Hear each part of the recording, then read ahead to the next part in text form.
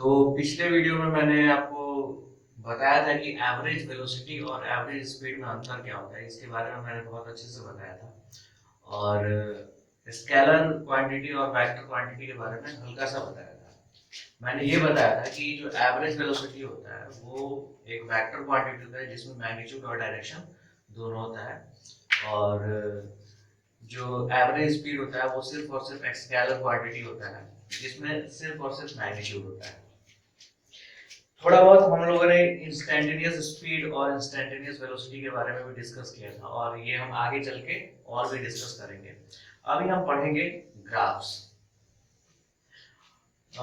ये बहुत ही important topic है और ये आपको मैथमेटिक्स मैथमेटिक्स में भी आपको ये चीज पढ़ना होगा और ट्वेल्थ में आगे चल के फिजिक्स में भी इसका बहुत यूज है।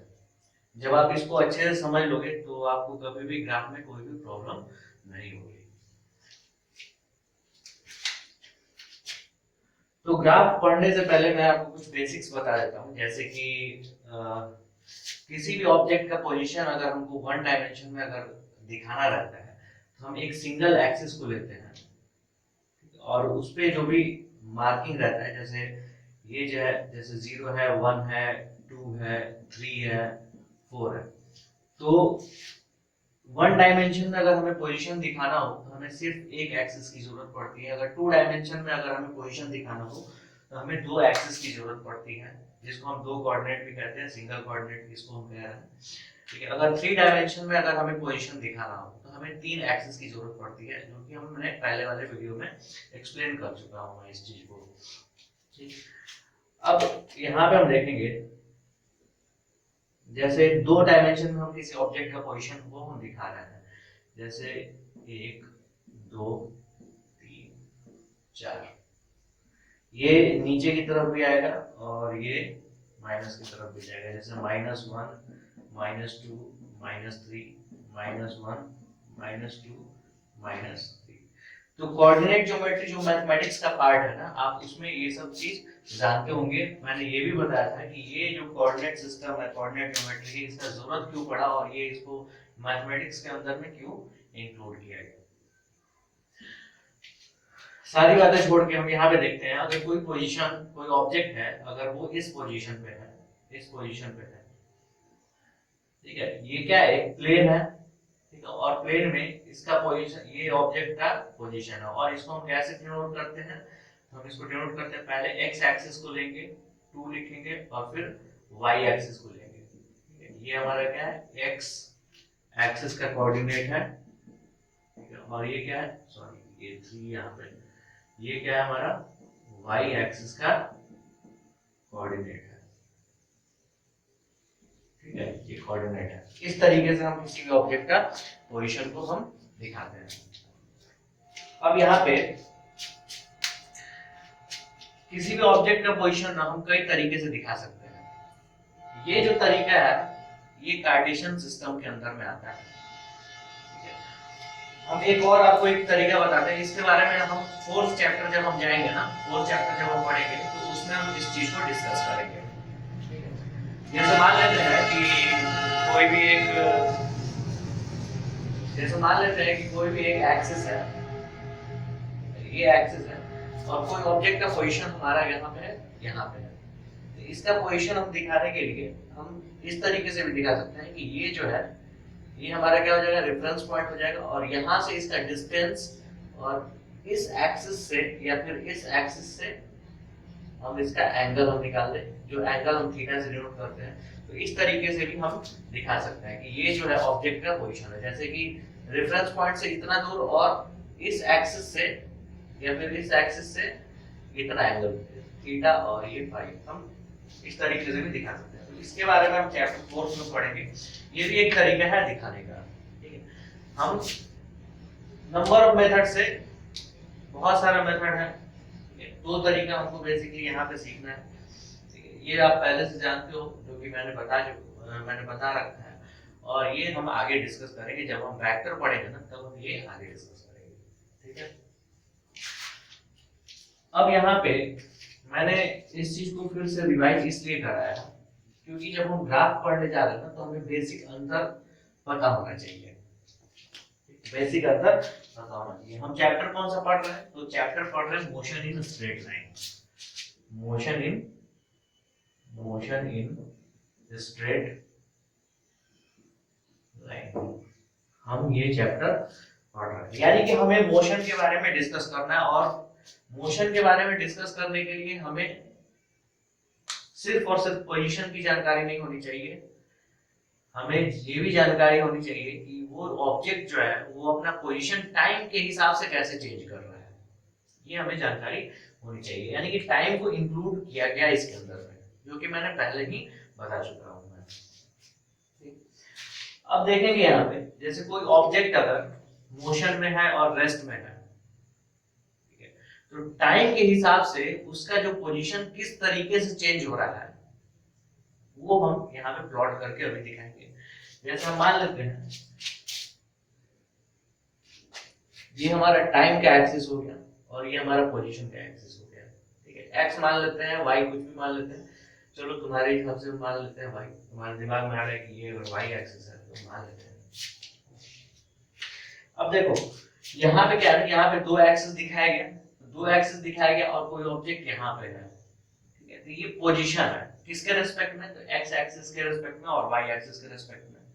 या फिर कोई भी हम रेफरेंस पॉइंट चूज कर सकते हैं, जैसे ये रेफरेंस पॉइंट, ये भी रेफरेंस पॉइंट, कोई भी हम रेफरेंस पॉइंट चूज कर सकते हैं।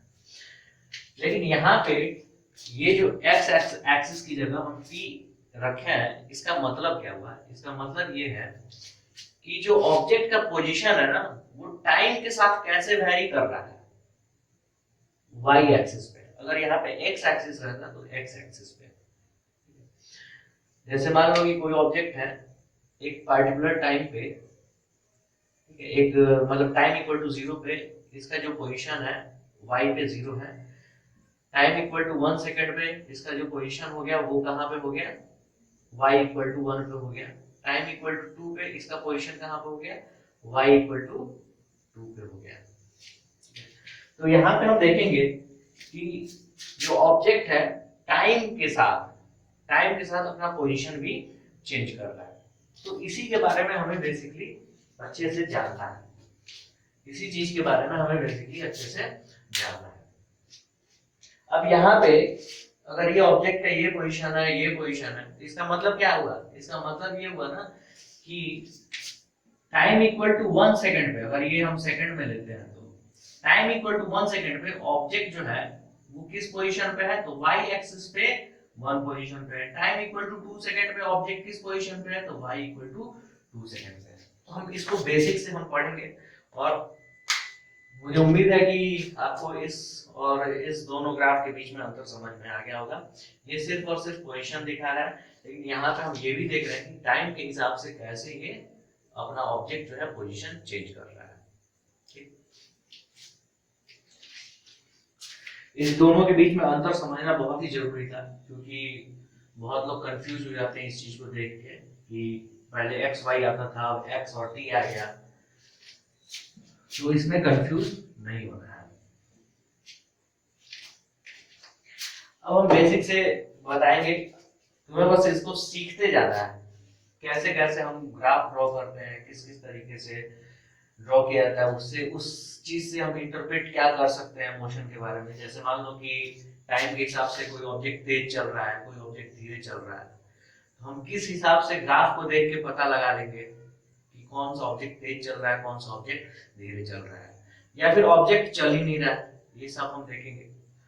तो हम सबसे पहले देखेंगे when object is at rest, when object is at rest, जब ऑब्जेक्ट जो है ना एक जगह पे रुका हुआ रहेगा। हम ये जो टॉपिक पढ़ रहे हैं, ठीक है, मोशन इन स्ट्रेट लाइन, ये बहुत ही जरूरी टॉपिक है।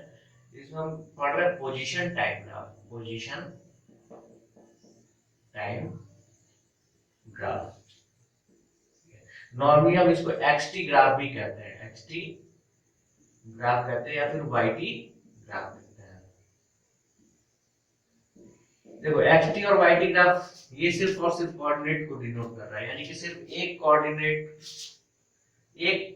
पे जो ऑब्जेक्ट का पोजीशन है ना उसको टाइम के रिस्पेक्ट में हम जब भी ड्रॉ कर रहे हैं तो इसका मतलब ये हुआ, जैसे y कोऑर्डिनेट ले लेते हैं, x कोऑर्डिनेट ले लेते हैं, तुम्हारी मर्जी है, तुम जो भी चूज कर लो। हमें मोशन इन स्ट्रेट लाइन अगर हम पढ़ रहे हैं तो हमें सिर्फ और सिर्फ क्या है, एक एक्सिस को ही चूज करना है, ठीक है। तो हम अक्सर ये क्या है, x जो हॉरिजॉन्टल एक्सिस होता है ना, उसको हम अक्सर क्या लेते हैं, x मान के चलते हैं, तो हम उसी को चूज करके यहाँ पे पढ़ेंगे। जैसे मान लो कि ये ऑब्जेक्ट है, ये एक्सिस है, ठीक है, ये हमारा 0 हो गया, 1 हो गया, 2 हो गया, 3 हो गया, 4 हो गया। हम मान लेते हैं ऑब्जेक्ट 3 पे है, t इक्वल टू 0 पे ऑब्जेक्ट जो है वो उसका जो पोजीशन है x एक्सिस पे क्या है, ठीक है, यहाँ पे ये टाइम हो जाएगा, ठीक है, पोजीशन हो जाएगा, तो x equal to 3, t equal to 1 पे x equal to 3, t equal to 2 second पे x इक्वल टू 3। यानी कि टाइम जैसे जैसे बढ़ते जा रहा है, देखो टाइम 0 से 1 सेकंड हुआ, 2 सेकंड हुआ, लेकिन ऑब्जेक्ट वही का वही हो गया, रह गया। इसका मतलब क्या है, ऑब्जेक्ट कहाँ पे है, ऑब्जेक्ट जो है वो रेस्ट में है। क्लियर। अब देखो ये जो है ना x एक्सिस यहाँ से, ठीक है, तो हम इसको ऐसे हम ड्रॉ करेंगे, ये जो है ना ये पोजीशन दिखाएगा, ये ऑब्जेक्ट का पोजीशन दिखाएगा, और इस पे हम टाइम देखेंगे। t इक्वल टू 3 पे क्या हो जाएगा, x इक्वल टू 3, रेस्ट में है ना। t इक्वल टू 4 पे क्या हो जाएगा, x इक्वल टू 3। अब यहाँ पे जैसे ये 0 सेकंड, 1 2 3 4, 1 2 3 4, 1 2 3 4। अगर यहाँ पे y रहता ना तो तुम यहाँ पे y लिखते, कोई दिक्कत नहीं है, a रहता तो a लिखते, कोई दिक्कत नहीं है, लेकिन जो हमारा तरीका है उस तरीके से हम इसको बता रहे हैं। अब देखो यहाँ पे प्लॉट करना सीखते हैं, तो प्लॉट अगर हम करते हैं तो देखो टाइम इक्वल टू 0 पे ऑब्जेक्ट कहाँ पे है, 3 पे है। टाइम इक्वल टू ऑब्जेक्ट कहाँ पे है, 3 पे है। टाइम इक्वल टू 2 पे, 2 सेकंड पे ऑब्जेक्ट 3 पे, 3 पे ऑब्जेक्ट 3 पे है। इसी तरीके से यहाँ पे हम ऐसे प्लॉट किए, तो हम इसको सबको मिलाएंगे, ठीक है। अब हम मिलाते क्यों हैं, तो ये भी हम देखते हैं। जैसे मान लो टाइम इक्वल टू 1 और 2 के बीच में ऑब्जेक्ट कहाँ पे होगा, 3 पे ही होगा ना, तो हम उसको भी प्लॉट करेंगे तो क्या होगा, हम एक पॉइंट यहाँ पे ऐसे ऐसे बनता जाएगा और बाद में हम इसको मिला देंगे। तो इस टाइप का अगर ग्राफ आए, ग्राफ से हमें देखना है ये चीज कि अगर किसी ऑब्जेक्ट का जो xt ग्राफ है, पोजीशन टाइम ग्राफ है, अगर वो पैरेलल टू टाइम के एक्सिस होता है, ठीक है, पैरेलल टू टाइम के एक्सिस होता है, तो इसका मतलब क्या हुआ, ऑब्जेक्ट हमारा कहाँ पे है, रेस्ट में है। क्लियर। ऑब्जेक्ट हमारा कहाँ पे है, रेस्ट में है, यानी कि वो रुका हुआ है। देखोगे ना यहाँ पे, तो टाइम इक्वल टू 1 सेकंड पे ऑब्जेक्ट का पोजीशन क्या है, 3 है। टाइम इक्वल टू 2 सेकंड पे ऑब्जेक्ट का पोजीशन 3 है, यानी रुका ही हुआ है ना। तो जब भी ऑब्जेक्ट रेस्ट में रहेगा ना, तो उसका ग्राफ हमारा इस तरीके से आएगा। क्लियर।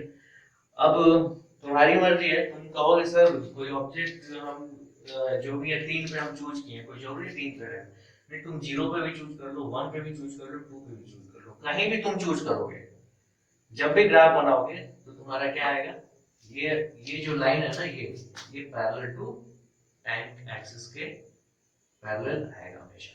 क्लियर। अब थोड़ा सा हम इसको चेक कर लें कि ये सच में ऐसा है कि नहीं। बहुत बेसिक सा चीज है, तो चेक करने के लिए तुम क्या करोगे, जैसे वेलोसिटी का हमें पता है ना, एवरेज वेलोसिटी क्या होता है, तो उस ऑब्जेक्ट का एवरेज वेलोसिटी निकालो ना, जो रेस्ट में है ऑब्जेक्ट, उसके एवरेज वेलोसिटी निकाल लेते हैं। तो एवरेज वेलोसिटी का हमें पता है, चेंज इन पोजीशन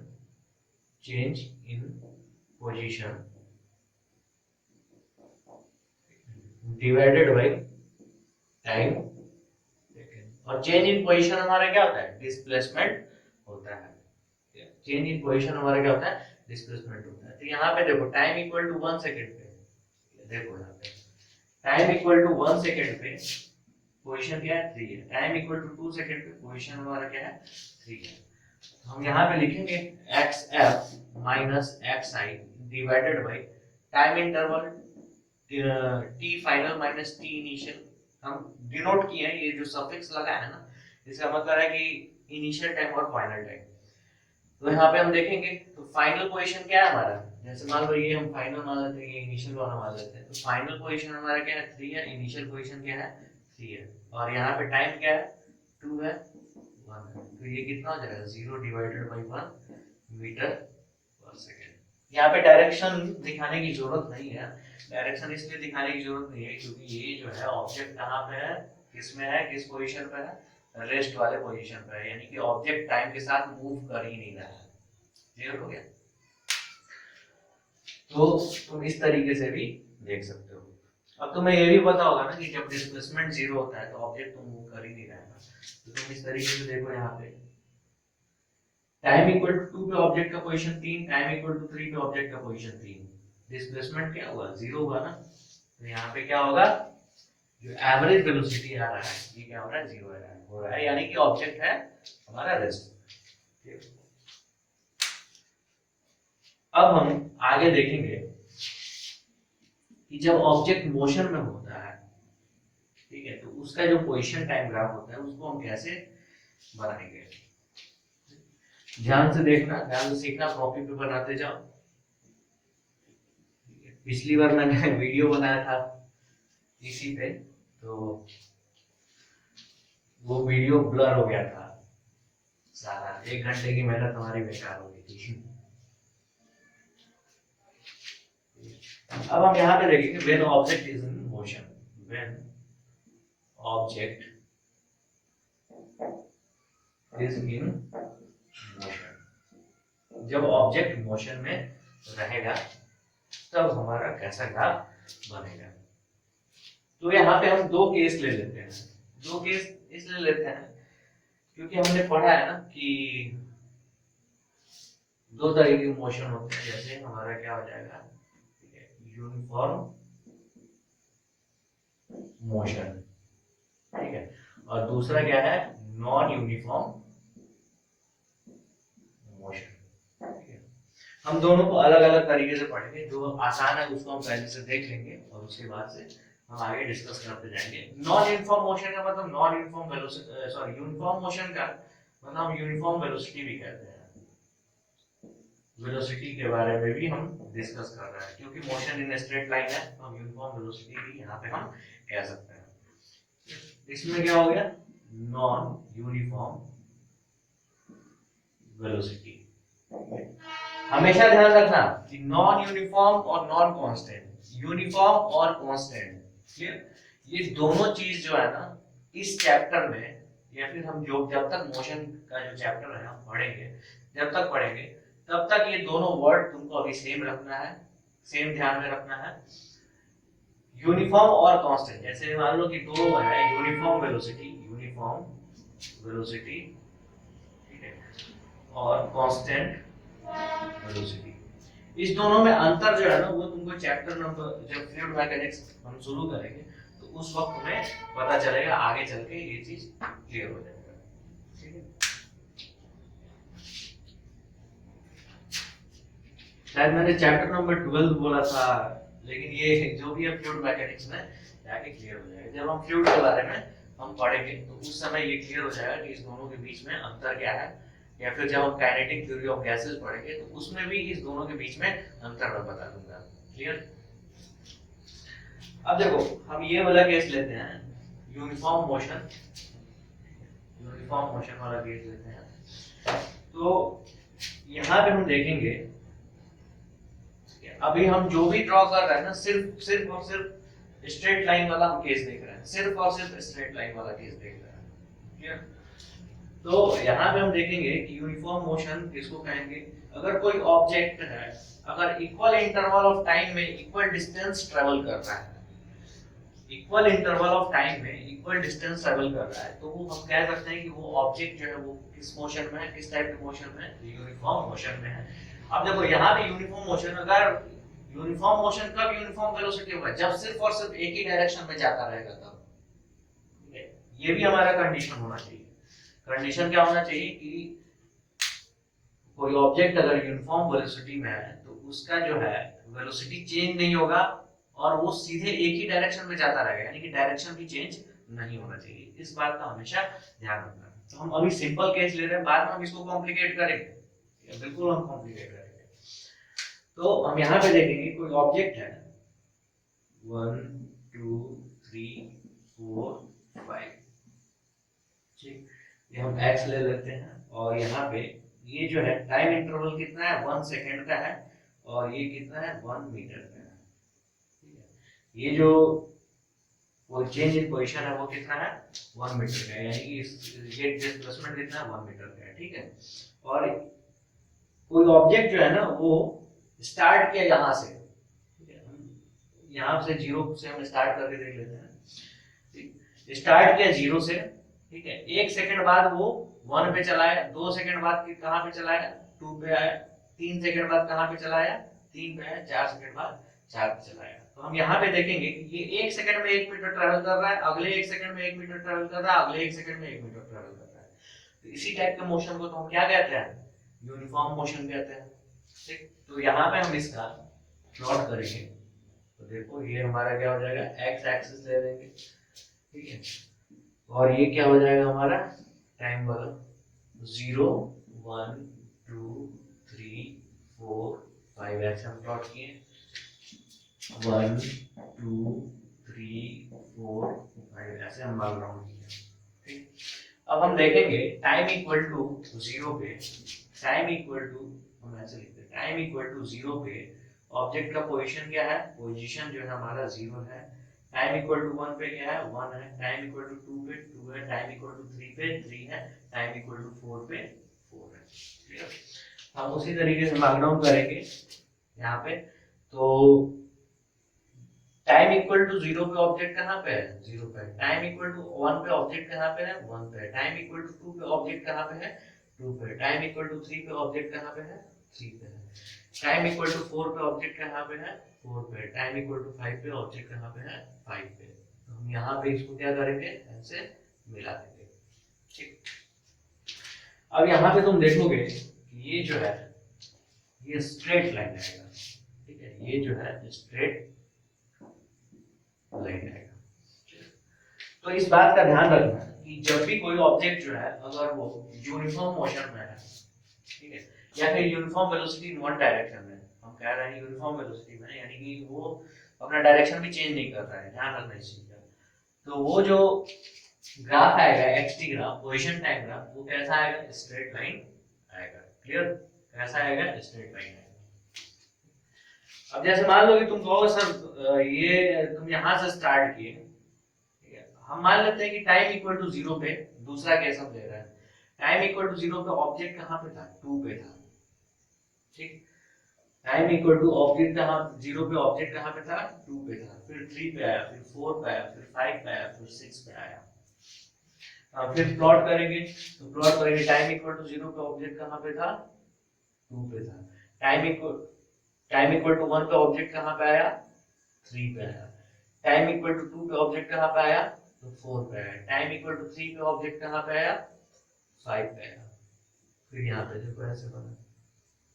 उसी तरीके से अगर हम -1 से स्टार्ट करते हैं या फिर -2 से, ऑब्जेक्ट जो है उसका जो इनिशियल पोजीशन कहाँ था -2 पे था, हम मान लेते हैं, तो यानी कि t इक्वल टू 0 पे -2 पे था, तो t इक्वल टू 1 पे कहाँ पे आएगा -1 पे आएगा, t इक्वल टू 2 पे 0 पे आएगा, t इक्वल टू 3 पे 1 पे आएगा। तो उस तरीके से अगर हम प्लॉट करेंगे ना तो ये क्या होगा -1 और ये -2, ठीक है। तो हम यहाँ पे प्लॉट करके देख लेते हैं, ठीक है, यहाँ पे देख लो प्लॉट करके t इक्वल टू 0 पे कहाँ पे -2 पे, फिर t इक्वल टू -1 पे, t इक्वल टू 2 पे 0 पे आया, t इक्वल टू 3 पे 1 पे आया। तो हम यहाँ पे प्लॉट करेंगे तो सबसे पहले क्या है t इक्वल टू 0 पे कहाँ पे है -2 पे है, ठीक है, t इक्वल टू 1 पे कहाँ पे आ गया -1 पे, t इक्वल टू 2 पे कहाँ पे आ गया 0 पे आ गया, t इक्वल टू 3 पे कहाँ पे आ गया 1 पे आ गया। तो देखो ये इस तरीके का प्लॉट बना। अब देखो ये इतना तो सीख गया, ठीक, अब हम इस पे थोड़ा सा और भी ज्यादा डिस्कस करेंगे। हम सबसे पहला वाला ही केस लेके देखते हैं, ठीक है, ये हमारा जो है स्ट्रेट लाइन आया।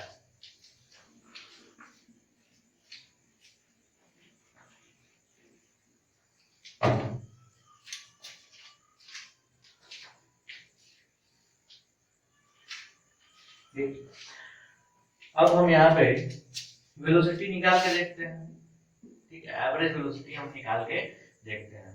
ठीक है, एवरेज वेलोसिटी कौन से टाइम के बीच में, तो 2 और 3 के बीच में देखते हैं। 2 और टाइम जो है 3 के बीच में देखते हैं। t इक्वल टू 2 और 3 के बीच में, t इक्वल टू 2 एंड 3 के बीच में हम देखते हैं। तो ये क्या होगा, change in position divided by time interval. ठीक है, तो यहाँ पे तुम क्या करोगे, ठीक है, तुम वो जो नीचे चार्ट बनाए थे ना पहले, उससे भी तुम निकाल सकते हो। ठीक है, तो यहाँ पे हमें क्या करना है, चेंज इन पोजीशन। तो चेंज इन पोजीशन देखेंगे, टाइम इक्वल टू क्या है, तो सबसे पहले 2 से 3 के बीच में देखना है ना, 3 माइनस 2, ये क्या है, फाइनल टाइम है, और क्या है, इनिशियल टाइम है। तो एट टाइम इक्वल टू 3 पे ऑब्जेक्ट कहाँ पे था, ऑब्जेक्ट जो है हमारा देखो 3 पे है। Clear, at time equal to 3 पे ऑब्जेक्ट कहाँ पे है, तो हम यहाँ पे लिखेंगे 3। एट टाइम इक्वल टू 2 पे ऑब्जेक्ट कहाँ पे था, 2 पे था।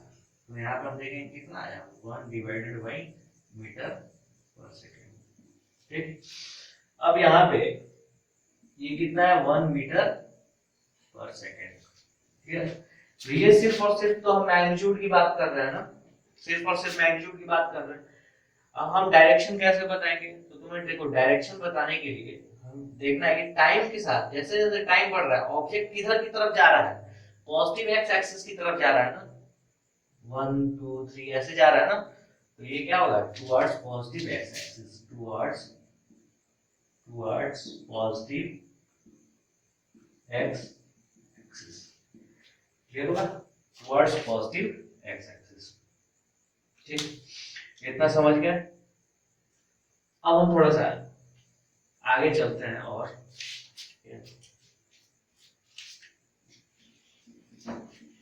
ये जो भी है कॉपी पे प्रैक्टिस करते रहना। ठीक है, जैसे जैसे क्लास देख रहा हो ना, उसी तरीके से कॉपी पे प्रैक्टिस करते रहना, नहीं तो फिर वीडियो देखने से कोई फायदा नहीं होगा।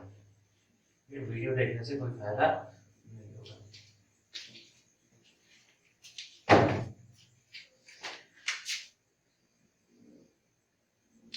अब देखो यहाँ पे जो है हम ये क्या है, पोजीशन टाइम ग्राफ है।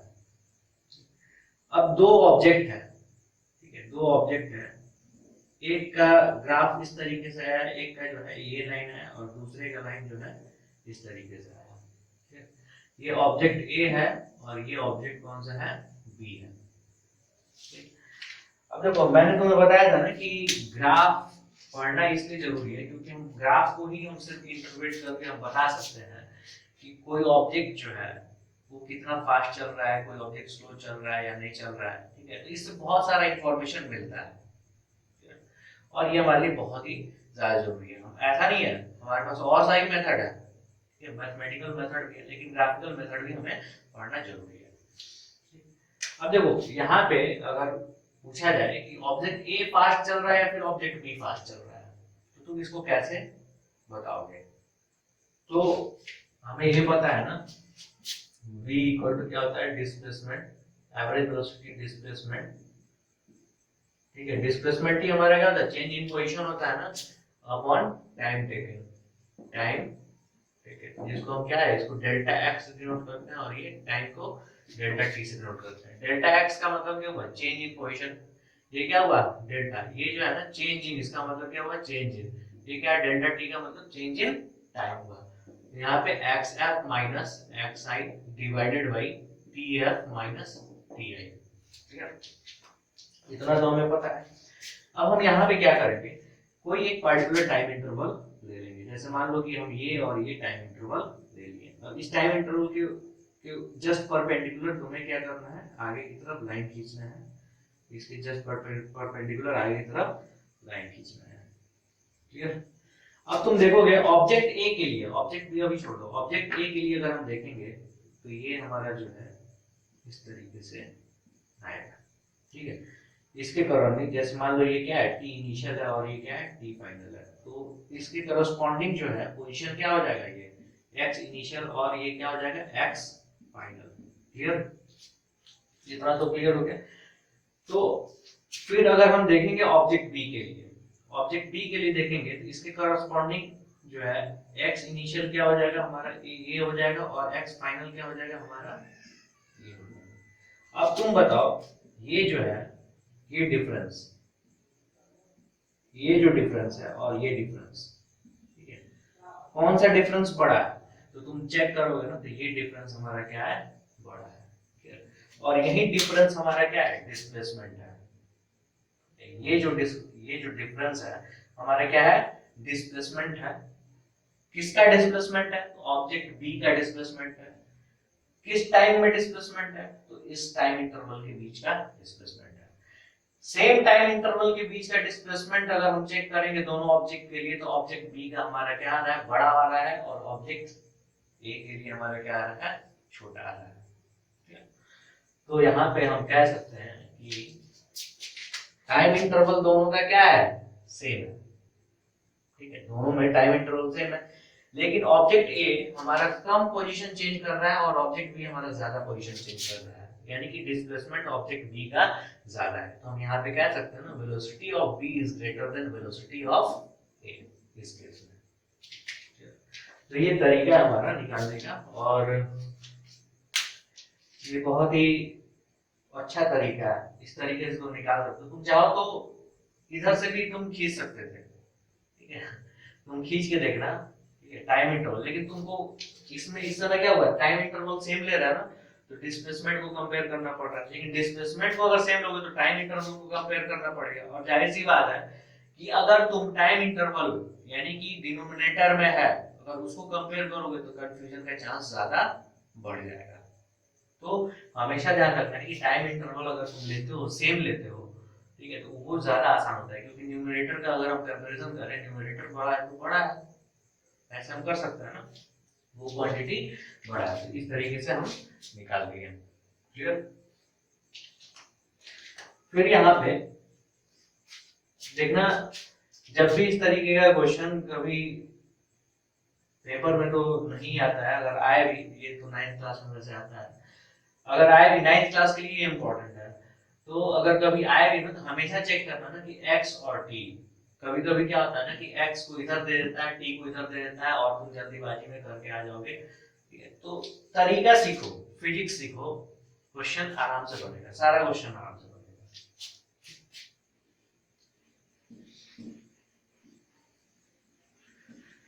थोड़ा सा इसी तरीके से हम और आगे बढ़ते हैं और देखेंगे यहाँ पे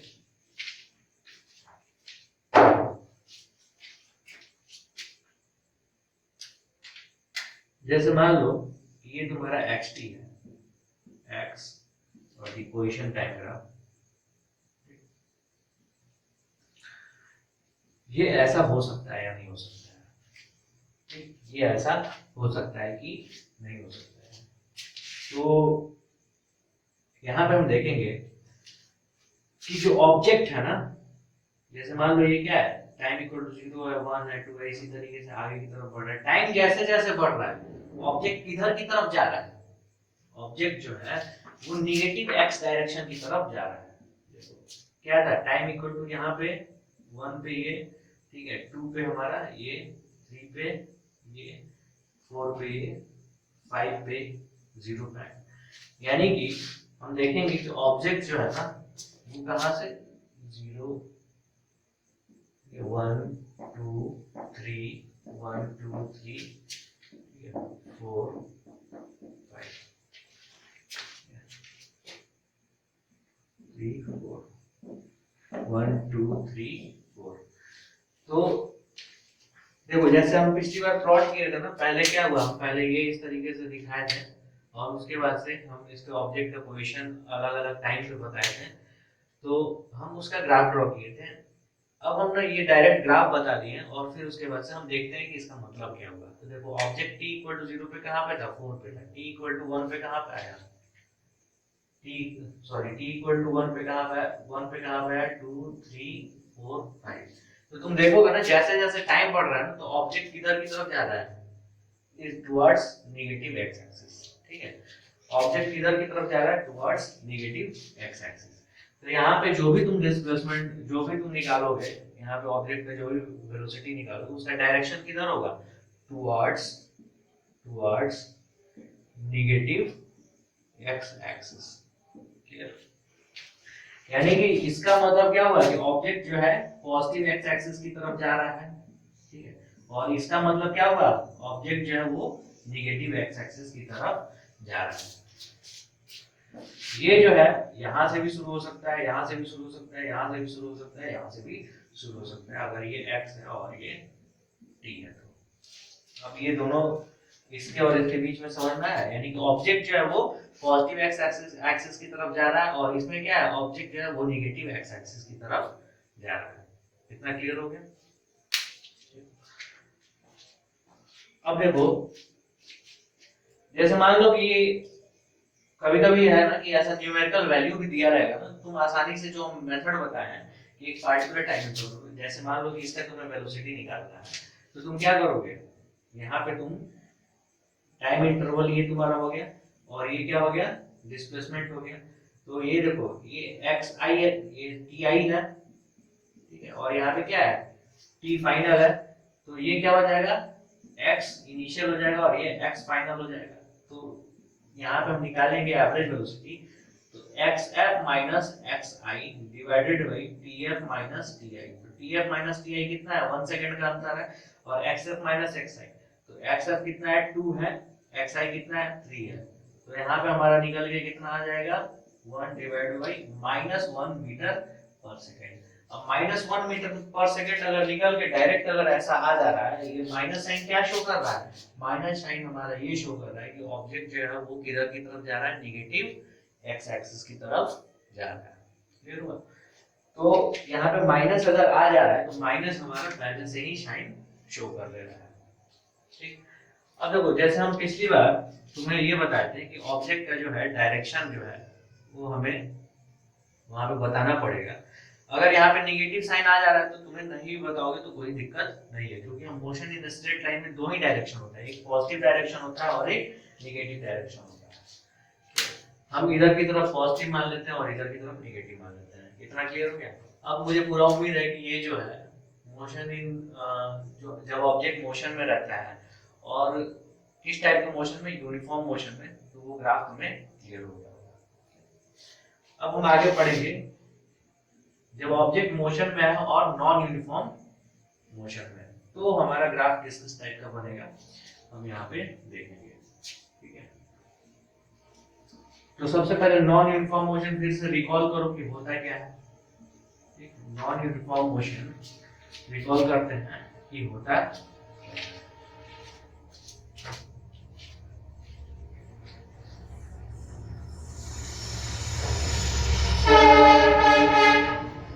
अब हम यहाँ पे देखेंगे कि जब कोई ऑब्जेक्ट इक्वल डिस्टेंस ट्रेवल करता है अनइक्वल इंटरवल ऑफ टाइम में, या फिर अनइक्वल डिस्टेंस ट्रेवल करता है इक्वल इंटरवल ऑफ टाइम में, तो हम कहेंगे कि ऑब्जेक्ट जो है वो नॉन यूनिफॉर्म मोशन में है। फिर ऑब्जेक्ट किस मोशन में है, नॉन यूनिफॉर्म मोशन में। जैसे हम मान लेते हैं कि ऑब्जेक्ट t इक्वल टू 0 पे हमारा जो पोजीशन है x इक्वल टू कहाँ हो गया, हम 0 से शुरुआत करते हैं, तुम -1 से भी शुरुआत कर सकते हो, -2 से भी शुरुआत कर सकते हो। ठीक है, तो यहाँ पे ऑब्जेक्ट कहाँ पे है, 0 पे है। t इक्वल टू 1 पे ऑब्जेक्ट कहाँ पे है, 1 पे है। t इक्वल टू 2 पे ऑब्जेक्ट कहाँ पे है, 3 पे आ गया। t इक्वल टू 3 पे ऑब्जेक्ट कहाँ पे आ गया, 6 पे आ गया। अब देखोगे यहाँ पे टाइम इंटरवल कितना है, 1 second, time interval 1 second, time interval 1 second. लेकिन यहाँ पे देखो डिस्प्लेसमेंट 1 मीटर का है, यहाँ पे कितना है, डिस्प्लेसमेंट 2 मीटर का है, यहाँ पे 3 मीटर का डिस्प्लेसमेंट है। ठीक है, इसको तुम इसको लाइन पे भी आसानी से, एक्सिस पे भी आसानी से तुम प्लॉट कर सकते हो। ठीक है, जिसको भी ये इस चीज में दिक्कत है, ठीक है, वो पहले का वीडियो देखेगा मेरा, ये सारा चीज क्लियर हो जाएगा कि नॉन यूनिफॉर्म वेलोसिटी क्या होता है, नॉन यूनिफॉर्म मोशन क्या होता है।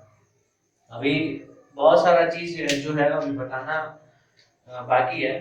ठीक है, कि वेलोसिटी का जो डायरेक्शन है उसके बारे में हम कैसे डिस्कस करेंगे। ठीक है, कि वो कब हमारा जो है यूनिफॉर्म वेलोसिटी होगा, तो उसके बारे में हम डिस्कस करेंगे जब इंस्टैन्टेनियस वेलोसिटी और इंस्टैन्टेनियस स्पीड के बारे में हम जब पढ़ाएंगे तो वो हम डिस्कस करेंगे। तो यहाँ पे हम जैसे इसको प्लॉट करेंगे, 0 1 2 3 4 5, ठीक, ये टाइम है सेकंड में, ठीक है, ये सेकंड में टाइम है। और यहाँ पे हम प्लॉट करेंगे, ठीक है, एक्स एक्सिस है 1 2 3 4 5 और 6, ठीक। तो हम यहाँ पे देखेंगे टाइम इक्वल टू 0 पे 0, टाइम इक्वल टू 1 पे 1, टाइम इक्वल टू 2 पे कहाँ पे आ गया, ये 3 पे आ गया, टाइम इक्वल टू 3 पे कहाँ पे आ गया, ये 6 पे आ गया। अरे देखो ये हमारा जो है इस तरीके का ग्राफ बना। अब देखो ये स्ट्रेट नहीं है, ठीक है, ये जो है ये लाइन जो है ये स्ट्रेट नहीं है, ये कर्व है हल्का सा, ठीक है, ये कर्व है। इसका नेचर जो होगा ना वो इस तरीके का आया, ठीक है, नेचर जो है वो इस तरीके का है। हम नेचर के बारे में देखेंगे, ठीक है, हमें एग्जैक्टली ये जो कर्व है, ठीक है, हमें और भी वैल्यू लेना पड़ता है तब जाके हमारा इस तरीके का आता है, ठीक है। तो हम इस नेचर के बारे में पढ़ेंगे। अगर कर्व का नेचर जो है पोजीशन टाइम ग्राफ का जो नेचर है अगर इस टाइप का है, ठीक है, तो हम इसके बारे में देखेंगे। अब तुम्हें पता चल गया होगा कि जब भी तुम्हारा नॉन यूनिफॉर्म मोशन रहेगा, ठीक है, फॉर नॉन यूनिफॉर्म मोशन, ठीक है, फॉर नॉन यूनिफॉर्म मोशन, जब भी हमारा नॉन यूनिफॉर्म मोशन रहेगा तो ऑब्जेक्ट का जो पोजीशन टाइम ग्राफ है वो क्या होगा, कर्व्ड आएगा। क्लियर, हमेशा क्या होगा जब नॉन यूनिफॉर्म मोशन होगा तो कैसा आएगा, कर्व्ड आएगा। अब देखो ये कर्व भी ना कई तरीके का होता है, जैसे ये क्वाड्रेटिक कर्व है ना, ठीक है, क्यूबिक कर्व भी हो सकता है, ठीक है, और भी तरीके का कर्व होता है। तो इसके बारे में भी जानकारी तुमको बाद में दिया जाएगा जब कैलकुलस के बारे में अच्छे से बताया जाएगा। अभी जस्ट इस हो सकता है 1-2 क्लास के बाद ही बताया जाए, ठीक है। तो कर्व के बारे में भी अच्छे से जानकारी दिया जाएगा ताकि तुम्हारा एक एक ग्राफ क्लियर हो, ठीक है। बायो वाले स्टूडेंट को भी बिल्कुल भी दिक्कत ना हो, मैथ्स वाले को पढ़ना रहता है ये चीज, ठीक। तो नॉन यूनिफॉर्म वेलोसिटी या फिर नॉन यूनिफॉर्म मोशन का जो भी हमारा अगर जो कर्व आया, ठीक है, वो इस तरीके का आया। अब तुम यहाँ पे जब इसको अच्छे से तुम देखोगे, एनालाइज करोगे, तो यहाँ पे देखोगे कि पहले 1 सेकंड में ना ऑब्जेक्ट का जो डिस्प्लेसमेंट था वो कितना था, 1 मीटर था, लेकिन बाद के जो 1 सेकंड में आया वो कितना हुआ, 2 मीटर हुआ, फिर 3 मीटर हुआ। यानी कि टाइम इंटरवल सेम है, ऑब्जेक्ट का जो डिस्प्लेसमेंट है वो कितना है, 1 मीटर है, टाइम इंटरवल सेम है, 2 मीटर हो गया, टाइम इंटरवल सेम है, 3 मीटर हो गया। इसका मतलब क्या हुआ, ऑब्जेक्ट धीरे धीरे क्या हो रहा है, अपना वेलोसिटी इंक्रीज कर रहा है, स्पीड को क्या कर रहा है, इंक्रीज कर रहा है, ठीक है। यहाँ पे हमेशा ध्यान दोगे, अगर ये सिर्फ एक डायरेक्शन में तो हम इसको वेलोसिटी भी बोलेंगे। तो हम यहाँ पे उससे देख के तो बता सकते हैं ना ये क्या है, ऑब्जेक्ट जो है उसका ये जो है नॉन यूनिफॉर्म मोशन में है, ठीक है, नॉन यूनिफॉर्म मोशन में है, ठीक है, और कैसा है, इंक्रीजिंग वेलोसिटी, ठीक है। ऑब्जेक्ट का जो वेलोसिटी है वो क्या हो रहा है, इंक्रीज कर रहा है। अब देखो ये चेक करने के लिए ना कि ऑब्जेक्ट का वेलोसिटी इंक्रीज कर रहा है या फिर डिक्रीज कर रहा है, ठीक है, हमारे पास पहले वाला जो मेथड है ना उसी को हम अपनाएंगे।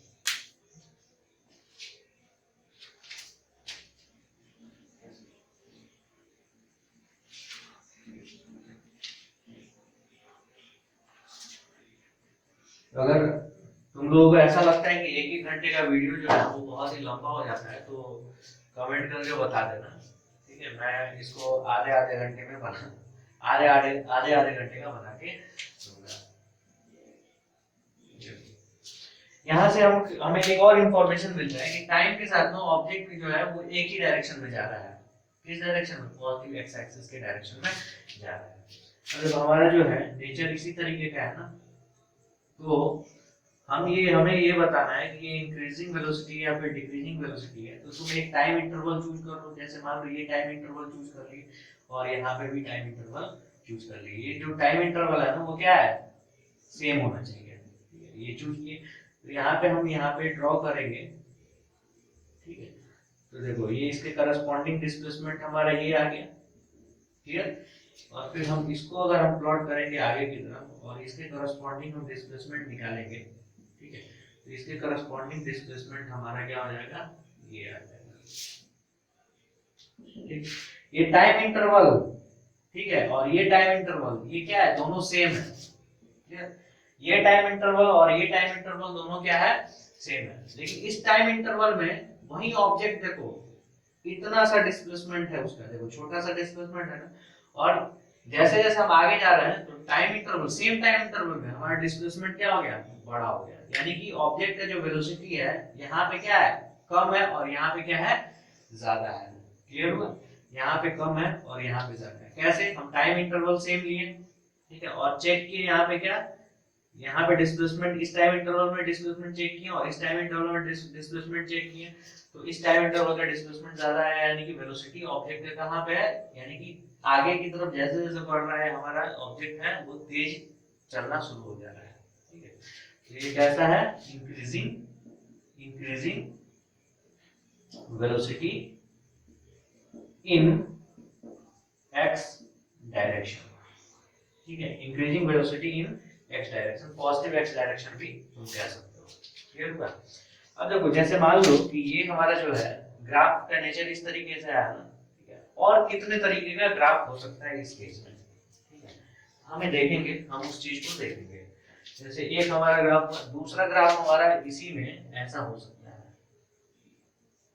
ठीक, एक्सट्रीम में देखो ये इस तरीके से है ना, तो अब हमारा ये इस तरीके से होगा।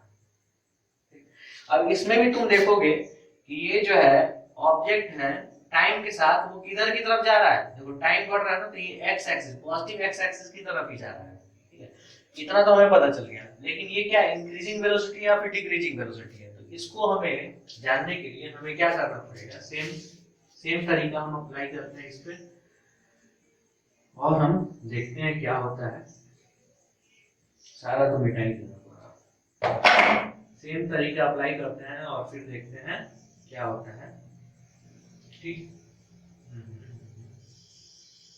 ठीक है, ये इस तरीके से, तो सेम तरीका देखो, सेम टाइम इंटरवल लिए, इसको पहले मिटा देते हैं, सेम टाइम इंटरवल लिए, ठीक, इसके करस्पॉन्डिंग हम पोजीशन को देखें, इसके करस्पॉन्डिंग हम पोजीशन को देखेंगे, और पोजीशन से हमें क्या मिल जाएगा, चेंज इन पोजीशन। देखो चेंज इन पोजीशन ये है, चेंज इन पोजीशन यानी कि डिस्प्लेसमेंट मिला, इसके लिए चेंज इन पोजीशन देखो, इसके लिए चेंज इन पोजीशन इतना, यानी कि जो सेम टाइम इंटरवल में पहले ऑब्जेक्ट जो है उसका डिस्प्लेसमेंट ज्यादा था, फिर उसी टाइम इंटरवल में आगे चल के हम देखें तो डिस्प्लेसमेंट हमारा क्या हो गया, कम हो गया। तो इसको हम क्या कहेंगे, डिक्रीजिंग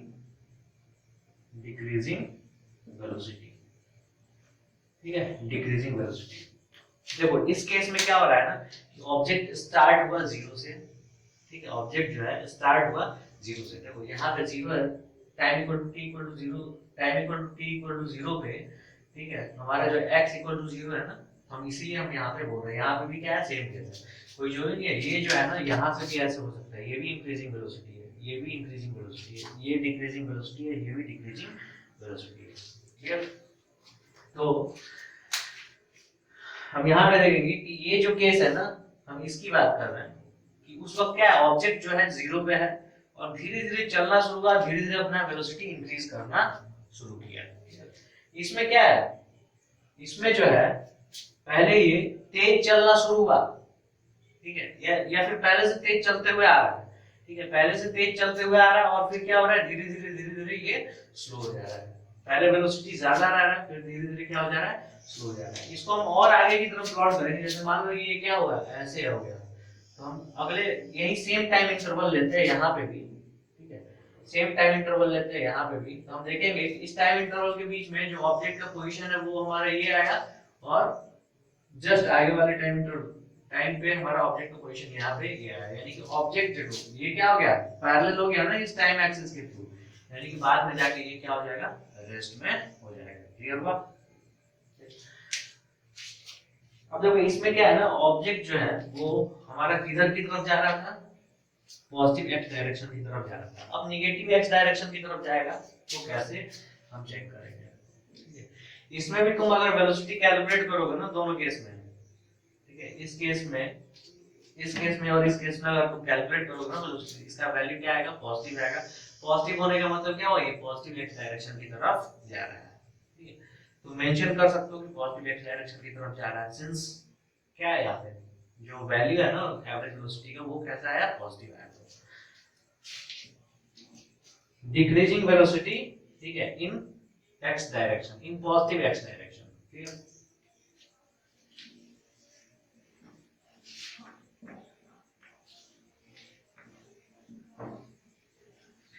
अब देखो ग्राफ का जो नेचर है वो और तरीके से भी हम देखेंगे कि और कैसा कैसा नेचर आ सकता है, ठीक है। नॉन यूनिफॉर्म वेलोसिटी की अगर हम बात कर रहे हैं तो उस केस में दो और तरीके का आ सकता है।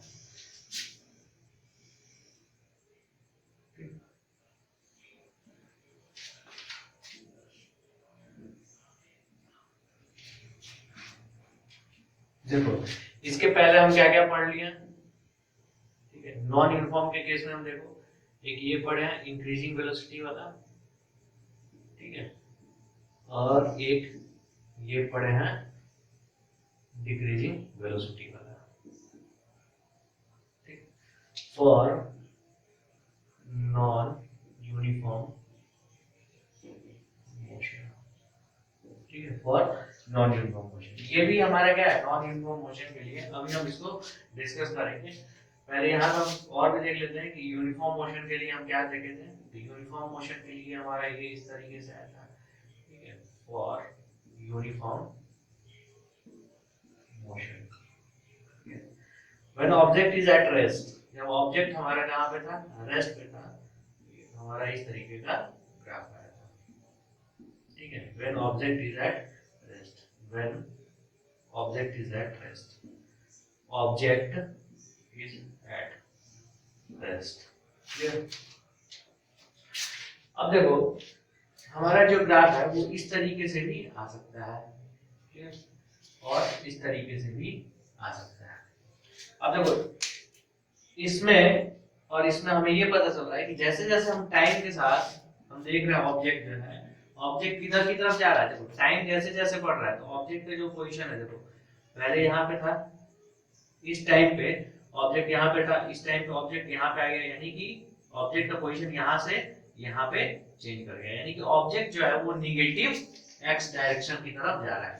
ऑब्जेक्ट देखो दोनों केस में क्या हो रहा है, ऑब्जेक्ट जो है वो निगेटिव एक्स डायरेक्शन की तरफ जा रहा है, क्लियर।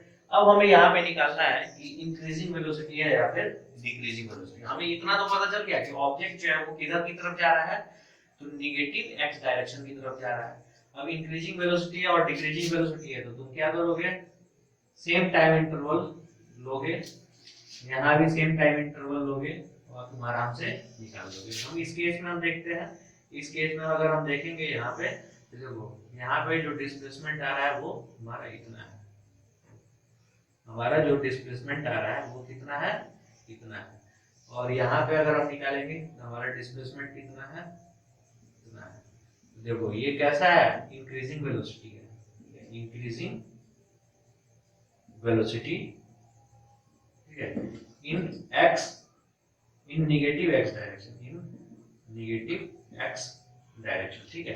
तुम v कैलकुलेट करोगे ना यहाँ पे एवरेज वेलोसिटी, अगर तुम्हारा वैल्यू दे रखा होगा तो एवरेज वेलोसिटी इसके लिए कैलकुलेट करोगे या इसके लिए कैलकुलेट करोगे, हमेशा क्या आएगा, ये नेगेटिव वैल्यू आएगा। क्यों, क्योंकि देखो ये इनिशियल हमारा ये है और ये फाइनल है, ठीक है। तो फाइनल हमारा छोटा है और इनिशियल क्या है हमारा बड़ा है, तो फाइनल इस केस में क्या हो जाएगा हमारा नेगेटिव वैल्यू वेलोसिटी का आएगा। और नेगेटिव क्या दिखा रहा है, जो माइनस साइन है वो दिखा रहा है कि हमारा जो ऑब्जेक्ट है वो किस डायरेक्शन में है, तो नेगेटिव एक्स की डायरेक्शन में है। सेम केस यहाँ पे हम देखेंगे, ठीक है, और यहाँ पे हम देखेंगे, ठीक है। तो देखो यहाँ पे डिस्प्लेसमेंट हमारा कितना आया, इतना आया, ठीक है। ये हमारा क्या है, फाइनल पोजीशन है और ये क्या है, इनिशियल पोजीशन है। जाहिर सी बात है फाइनल माइनस इनिशियल क्या हो जाएगा, यहाँ पे नेगेटिव वैल्यू आएगा। क्यों, देखो इनिशियल हमारा यहाँ से यहाँ तक है और फाइनल यहाँ से यहाँ तक है, तो फाइनल हमारा छोटा है ना, फाइनल माइनस इनिशियल करेंगे तो क्या आ जाएगा, यहाँ पे नेगेटिव वैल्यू हमारा डिस्प्लेसमेंट का आ जाएगा। अब देखो सेम टाइम इंटरवल में और सेम टाइम इंटरवल में देखेंगे तो डिस्प्लेसमेंट कहाँ पे हमारा छोटा है, कहाँ पे बड़ा है, तो हम देखेंगे कि डिस्प्लेसमेंट हमारा बाद के टाइम में हमारा क्या है, छोटा है, यानी कि बाद के टाइम में ऑब्जेक्ट हमारा धीरे हो जा रहा है। सेम टाइम इंटरवल में ऑब्जेक्ट पहले क्या हो रहा है, ज्यादा डिस्टेंस ट्रेवल कर रहा है, डिस्प्लेसमेंट ट्रेवल कर रहा है, डिस्प्लेसमेंट ले रहा है, ठीक है। और बाद के टाइम में हम देखेंगे तो ऑब्जेक्ट क्या है, उसका डिस्प्लेसमेंट छोटा हो जा रहा है, ये क्या हो जाएगा हमारा डिक्रीजिंग वेलोसिटी डिक्रीजिंग वेलोसिटी, ठीक है, इन नेगेटिव एक्स डायरेक्शन, ठीक है। यहाँ भी एवरेज वेलोसिटी जब कैलकुलेट करोगे ना तो वो क्या हो जाएगा, नेगेटिव हो जाएगा, ठीक है। उसका जो साइन आएगा वो कैसा आएगा, नेगेटिव आएगा। इतना चीज क्लियर हो गया। थोड़ा सा कुछ हम स्पेशल चीज देख लेते हैं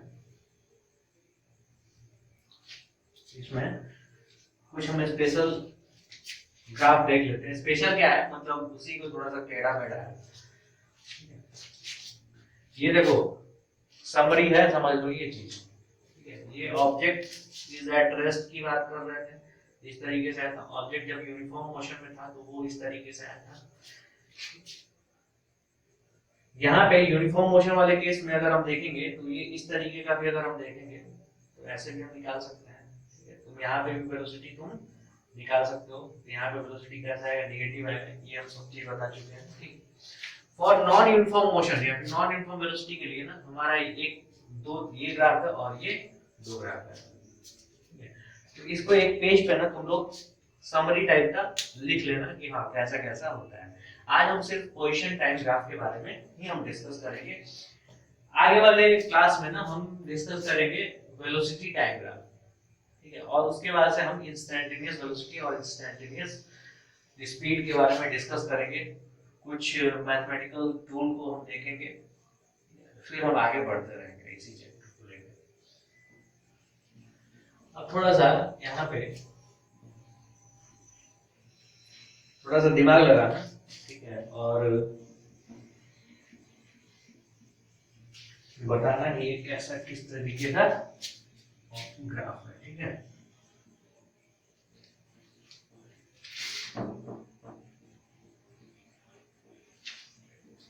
देखो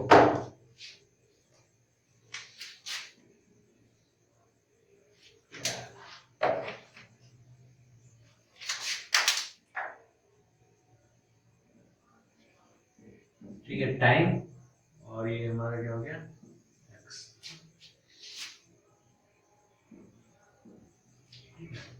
इसमें देखो कि ऑब्जेक्ट जो है ना पहले एक्स डायरेक्शन में जा रहा है, ठीक है, यूनिफॉर्म वेलोसिटी के साथ। तो इससे पता चला ना एक्स डायरेक्शन में जा रहा है, किससे, यूनिफॉर्म वेलोसिटी के साथ जा रहा है, ठीक है। फिर क्या हो रहा है, ये रेस्ट में आ जा रहा है, पैरेलल में जा रहा है। फिर क्या हो रहा है, रेस्ट में आ जा रहा है। फिर क्या हो रहा है, यूनिफॉर्म वेलोसिटी से जा रहा है किधर की तरफ, माइनस एक्स की तरफ जा रहा है। टाइम के साथ देखोगे यहाँ पे तो क्या हुआ, टाइम के साथ अगर तुम देखोगे तो ये किधर पॉजिटिव एक्स डायरेक्शन में जा रहा है, यानी कि ऑब्जेक्ट जो है चला पॉजिटिव एक्स डायरेक्शन में। अगर हम ये पॉजिटिव डायरेक्शन मानते हैं तो फिर ये रुक गया, ठीक है, फिर ये रुक गया। रुकने के बाद से ये क्या हुआ, फिर ये नेगेटिव एक्स डायरेक्शन में चल रहा है, यानी कि फिर नेगेटिव एक्स डायरेक्शन में चलना शुरू हुआ, ठीक है। देखो अगर हम नंबर लाइन पे इसको ड्रॉ करेंगे तो जैसे वो एक्सिस पे, तो पहला ऑब्जेक्ट इधर गया फिर रुका, कब तक रुका, तो ये और ये टाइम इंटरवल के बीच में इतना देर तक रुका, और फिर क्या हुआ, इधर की तरफ यूनिफॉर्म वेलोसिटी से चलना शुरू कर दिया। अब तुम्हें ये भी पता होगा, बहुत आसानी से बता दोगे। ये बताओ, ये इस तरीके का ग्राफ बनेगा, इसका मतलब क्या होगा, इसका मतलब आसानी से तुम इसको बता सकते हो, ठीक है। कैसे, अगर तुमको बिल्कुल भी समझ में नहीं आ रहा है कैसे क्या करना है तो तुम क्या करोगे, कुछ नहीं, टाइम इंटरवल लोगे, ठीक है, ऐसे। इतना तो तुम्हें पता चल जाएगा ना ये किस तरीके का ग्राफ, अगर याद है तो कोई दिक्कत नहीं है।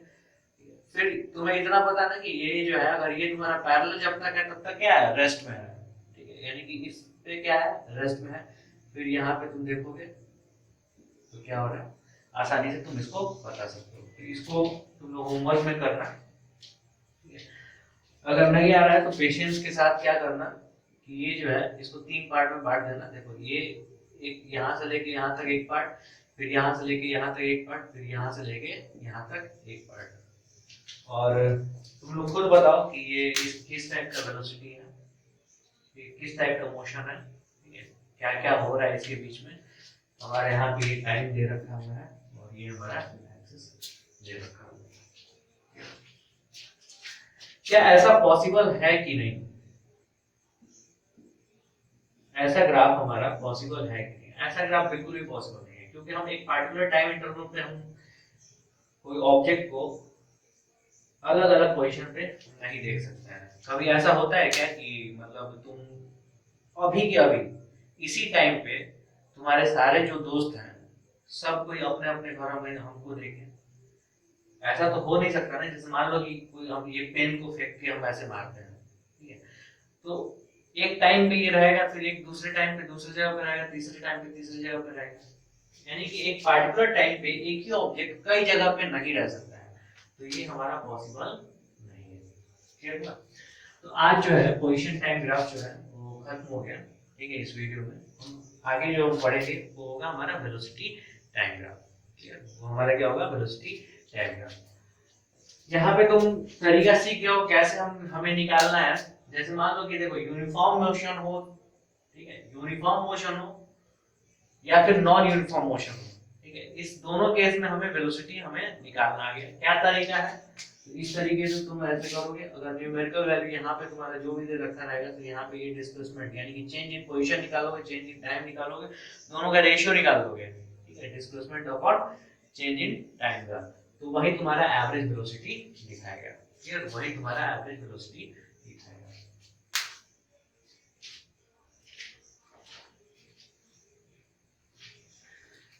एवरेज वेलोसिटी हम निकालना और भी हम आगे सिखाएंगे, ठीक है। जब हम इंस्टेंटेनियस वेलोसिटी की जब बात करेंगे ना, तो उस वक्त भी हम एवरेज वेलोसिटी निकालना सिखाएंगे ग्राफिकल मेथड से और एनालिटिकल यानी कि मैथमेटिकल मेथड से निकालना सिखाएंगे।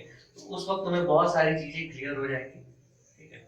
अभी तक ये तुम पढ़ो, ठीक है ना। अगले क्लास में वेलोसिटी टाइम ग्राफ हम देखेंगे, और भी बहुत सारी चीजें हम जानेंगे मैथमेटिक्स की, ठीक है। जो भी चीज दिक्कत हो रही है तुम लोग बताओ कि क्या दिक्कत हो रही है। ये गूगल का जो क्लासरूम का जो कोड है ना, वो अभी मेरे पास है नहीं, मैं आप लोगों को दे दूंगा, ठीक है, आप लोग ज्वाइन कर लेना।